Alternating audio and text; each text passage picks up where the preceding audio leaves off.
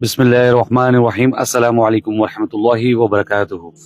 رسول اللہ صلی اللہ علیہ وسلم نے کبھی بھی کسی بھی کھانے میں کبھی عیب نہیں نکالا۔ اگر کھانا پسند ہوتا تو کھا لیتے، اور اگر پسند نہ ہوتا تو چھوڑ دیتے۔ جی ناظرین، اس حدیث سے ہمیں یہ پتہ چلتا ہے کہ آپ کبھی بھی کھانا کو اس میں عیب نہ نکالا کریں۔ اگر کوئی کسی جگہ مہمان آپ گئے ہیں، کھانا کھانے لگے ہیں، یا گھر میں آپ کی وائف نے آپ کے لیے کھانا بنایا ہے، ماں نے بنایا، بہن نے بنایا ہے، تو ان کو کبھی ہوتا ہے کہ نمک زیادہ ہو گیا، کبھی ہوتا ہے مرچیں زیادہ ہو گئی، کبھی اچھا نہیں بنا، تو کوشش کیا کریں کہ ان کو برا بلا مت کہا کریں، غصہ نہ کیا کریں۔ اگر آپ کو پسند نہیں ہے تو چھوڑ دیا کریں یا تھوڑا سا کھا لیا کریں، اور اگر پسند ہے تو تعریف کر دیا کریں، تو انشاءاللہ اختلافات کم ہو جائیں گے۔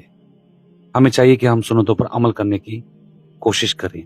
آمین۔ السلام علیکم ورحمۃ اللہ وبرکاتہ۔